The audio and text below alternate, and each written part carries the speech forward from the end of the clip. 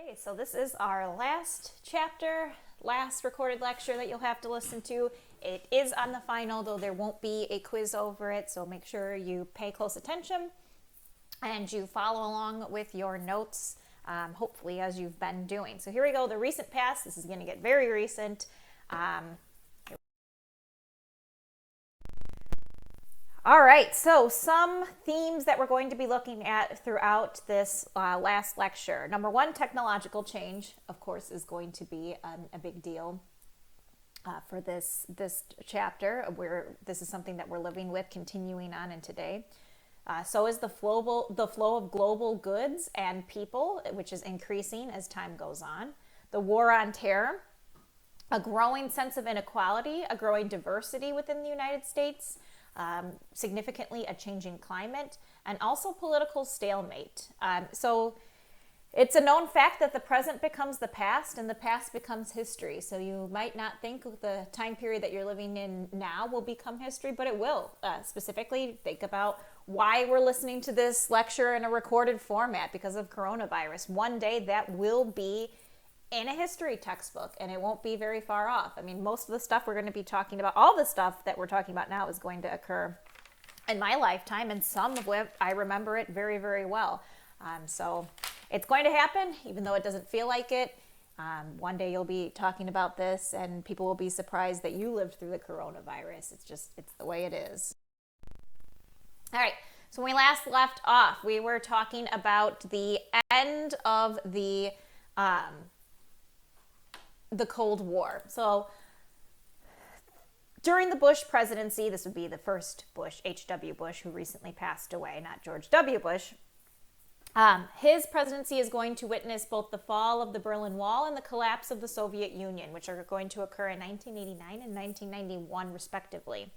There are a lot of reasons for why the Soviet Union collapsed, and we really can't get into all of it in one slide. It's not our focus here. But suffice it to say that a number of things devastated the Soviet Union, including a stagnant economy, a costly war with Afghanistan, a lot of dissidents from within the Soviet Union, a lot of dissidents with Eastern European factions. These are going to weaken the Soviet Union. The Soviet leader Mikhail Gorbachev will loosen the personal restraints and censorship with a program called Glasnost, and he will also liberalize the Soviet political machine and a program called Perestroika. And again, you can learn more about this if you want to take a class on the Soviet Union. They would get into more detail about this. It's not as simple as I'm making it seem here, but again, that's not really our focus. So Gorbachev is going to resign on December 25th, 1991. Thus declaring the Soviet Union to be non-existent. This leaves the United States as the last remaining superpower and shows global capitalism to be the triumphant form, triumphant over communism and the. However, post-Cold War world is not without conflict. On August 2nd, 1990, Saddam Hussein orders Iraqi forces to invade Kuwait. Why does he do this? Well, he wants to be the Arab world's most powerful leader. Kuwait owns 10% of the world's oil reserves. You get where we're going here. And so acquiring these reserves would double Iraq's oil reserves. And this would allow them to be in a position to intimidate Saudi Arabia and dominate the world's global oil market, which we saw how effective that could be as an effective tool in some of our early lectures about how important it was to control the flow of oil throughout the world. Different right now with oil being so low, and they're actually paying people to take oil off of the market, but definitely this at the time especially would have given significant political, economic, and social power to Saddam Hussein. Bush wants Iraq confronted because the United States' policy was that they didn't want to allow any one nation to dominate the Persian Gulf and control the world's oil supply. Again, that would give them considerable power, and that would be a bad thing. So he forges an international coalition of 28 nations and forms what was called Operation Desert Storm, designed to successfully liberate Kuwait, and they did. So because of this success and many others, many people felt that Bush was unbeatable, and many prominent Democrats refused to run in the 1992 election, thinking, hey, I'm not going to win anyway, so why bother? It is very difficult to beat an incumbent president. So that means a sitting president. So a president running for a second term in office. It's just historically very, very hard to do, and it doesn't happen often.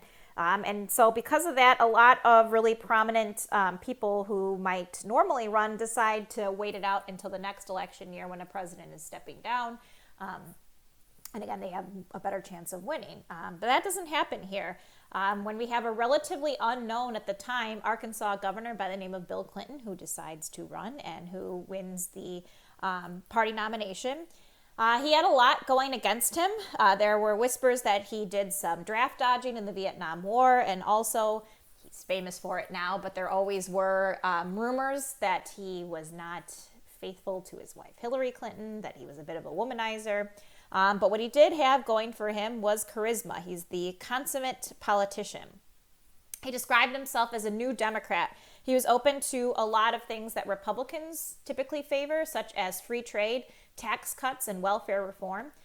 He was also 22 years younger than President Bush, and so he was a generational choice. He's a younger guy. And so to kind of play on that appeal that he had, he did different things like going on MTV. He very famously played his saxophone on the Arsenio Hall show, trying to prove, hey, I'm a young, cool guy, and appeal to that younger crowd. And he wins.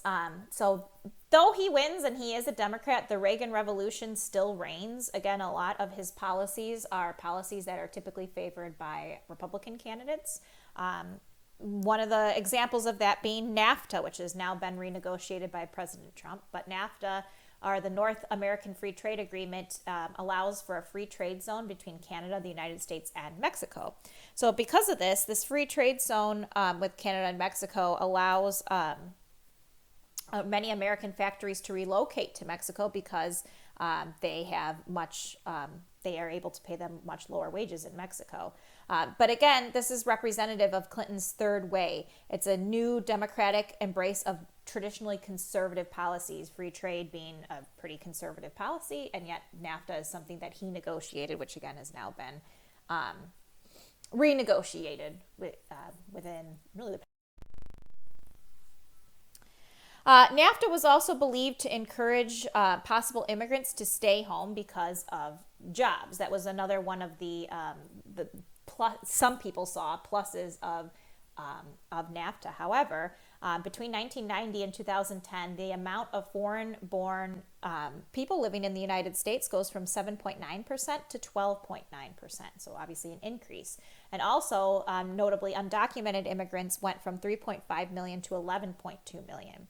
And this resulted in a lot of anti-immigration policies and activists. A lot of them responded with initiatives such as Operation Gatekeeper and Hold the Line. The idea was to make the border crossing harder by funneling immigrants into dangerous crossing areas. So if the only way you can cross the border is to cross in a dangerous area, maybe you won't want to cross the border at all. However, this has proved to be not a deterrent and has raised a lot of questions about human rights violations at the border.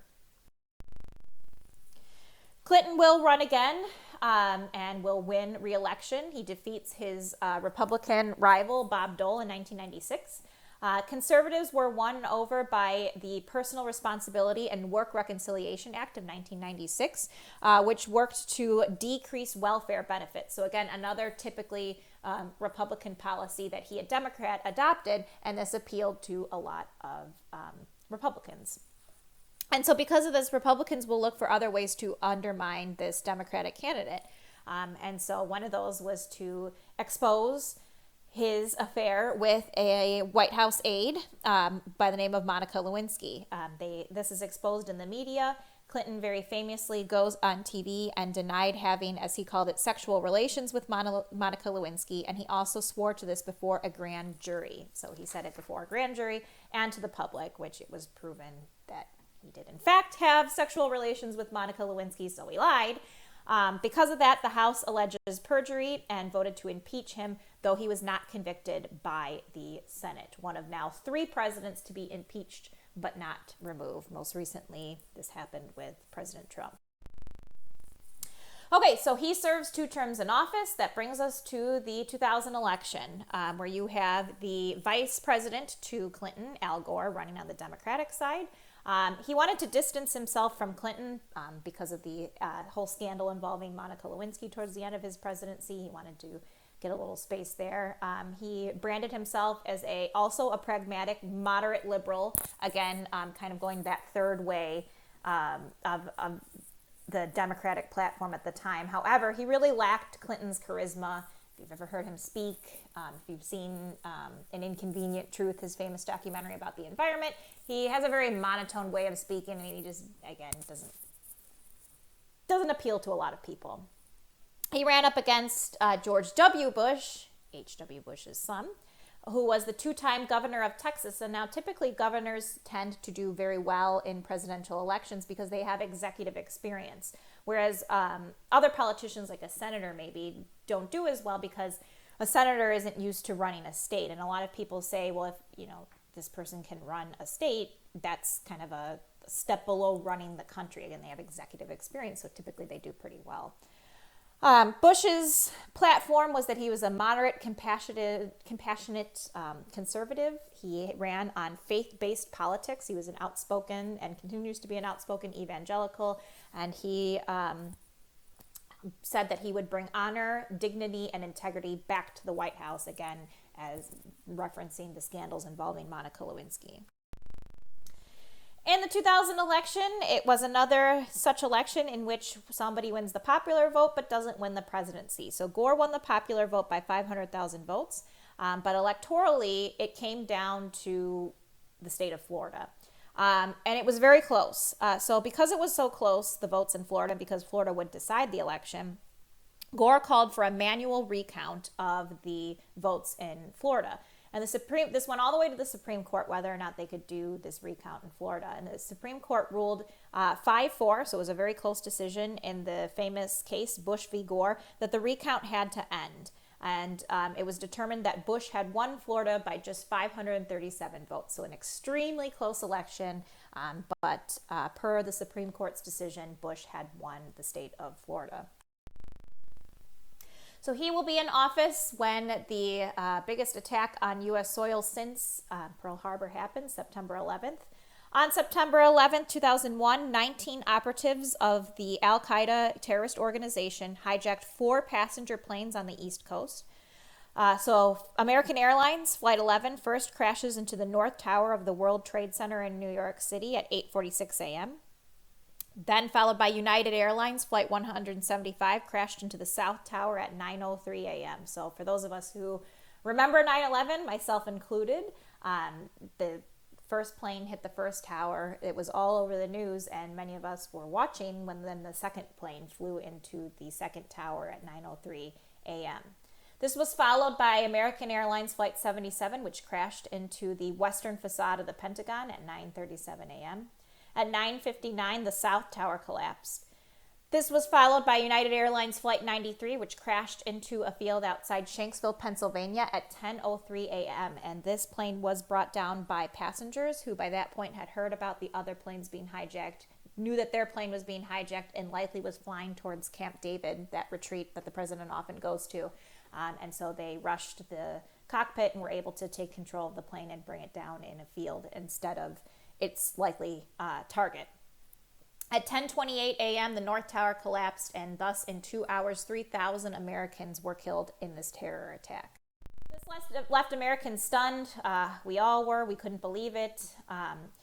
American intelligence identified the radical Islamic militant group Al-Qaeda as being responsible for the attack. At the time, they were led by the wealthy Saudi Osama bin Laden, who was sheltered in Afghanistan by the Taliban, which was the country's Islamic government. And a lot of people confuse the Taliban and Al-Qaeda, but they were two separate things. The Taliban was the Islamic government running Afghanistan at the time. Al-Qaeda is a radical Islamic militant group that spans many different countries, not just Afghanistan. They were responsible for other attacks, and bin Laden's radicalism and anti-American aggression had attracted supporters from over 60 countries. So again, it was a terrorist cell that was in many different nations. Okay, so Bush was able to get broad authorization for military action against Al Qaeda and the Taliban, because again, the Taliban was sheltering bin Laden, and who was responsible for organizing the attack. And if you don't know where Afghanistan is, there it is in red on the map there, pretty solidly in the Middle East. This started out with Operation Enduring Freedom in 2001. The target was the capital, Afghanistan, Kabul, which fell in November 13th. Bin Laden and his operatives were able to flee, and they retreated into the mountains of Afghanistan. All right, so where does Iraq come into this? There is Iraq on the map over there to the right. You can see it is a different country from Afghanistan. How did they get drawn into this? Well, the U.S. and Iraq were often at odds. The Bush administration had championed a regime change in Iraq. They denounced Hussein's regime and alleged that they had weapons of mass destruction capable of, wreaking havoc across the world. So Bush pushes for war against Iraq as well in the fall of 2002. They alleged that Hussein was trying to get uranium and had aluminum tubes for nuclear centrifuges. So again, the feeling was that they had these weapons of mass destruction, specifically nuclear weapons, and that this had to be stopped. Public opinion on us now getting involved in Iraq, in addition to Afghanistan, was divided. However, on October 16th, Congress passed the authorization for the use of military force against Iraq resolution, and Bush was given power to send troops to make war on Iraq as well.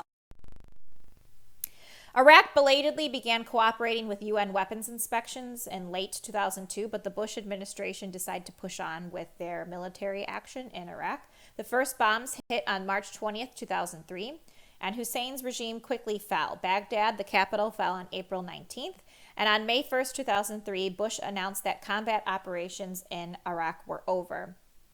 No weapons of mass destruction were ever found, and the United States would spend the next 10 years struggling to contain violence and fighting in Iraq. Bush was able to defeat John Kerry in 2004, despite the fact that he had a fairly low approval rating because of his involvement in Iraq and Afghanistan. And this would continue to deteriorate. In his second term, the wars in Afghanistan and Iraq just continued to need more and more attention. And then we had Hurricane Katrina, which, if you don't know what Hurricane Katrina was, it was a Category 5 hurricane which hit the Gulf Coast. New Orleans got a direct hit from the hurricane. The levees which held back the floodwaters broke, and most of the city flooded. Many refugees had to flee to the Superdome to seek refuge, and many died, a majority of which were people who were from poor Black and minority communities. And so because of this, Hurricane Katrina became the symbol of a broken administrative system, a devastated coastline, and irreparable social structure. And the administration appeared to be incompetent. People felt that it had ignored the displaced and ignored them and not helped them. So the end of the Bush years and the start of the Obama years. In 2006, the Taliban reemerged. The Afghan government proved to be corrupt and inept, and not much better than the Taliban that it had replaced. Iraq was in chaos, and things were just getting worse and worse there. This resulted in the Surge, as it was called, in 2007, in which 27,000 additional forces were sent to Iraq under the direction of General David Petraeus. They were able to pacify many cities, and this provided cover for the withdrawal of U.S. forces. On December 4th, 2008, the U.S. and the Iraqi Status of Forces Agreement was drawn up, in which the U.S. agreed to withdraw before June 30th, 2009. However, the last combat force does not leave until December 18th, 2011, and violence and instability continue in this region, as I'm sure you are all aware.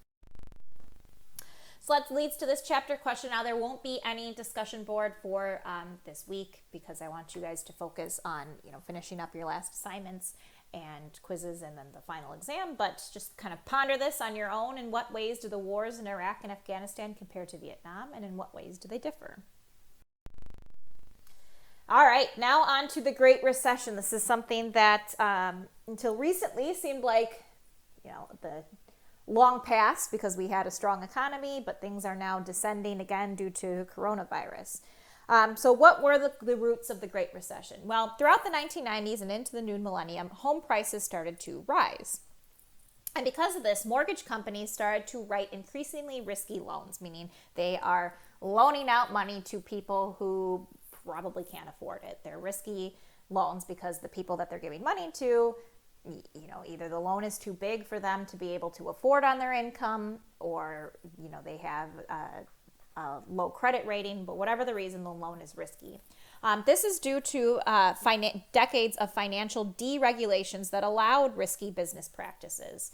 A lot of this is because of Bill Clinton's, the fact that he signed the Gramm-Leach-Bliley Act, which allowed for credit default swaps to be free from regulation. And this is the key mechanism behind the swap, which allowed for a lot of these risky loans. So many American homeowners begin to default on their loans. Again, they were very risky. They were loans given out to people who couldn't afford them in the first place. Many major financial firms started to go under because of this, such as Bear Stearns, Lehman Brothers. These are companies that have been around for a long, long time.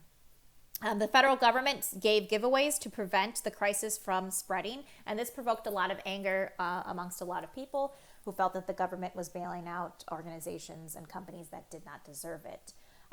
The Great Recession also magnified inequalities already existing in the United States. Job growth remained slow, and unemployment was high for many, many years. It was very difficult to find a job. I had the distinct honor of graduating from college in 2010, right at the height of the Great Recession. I was able to find a job, but it was very difficult. I mean, you really had to work for it.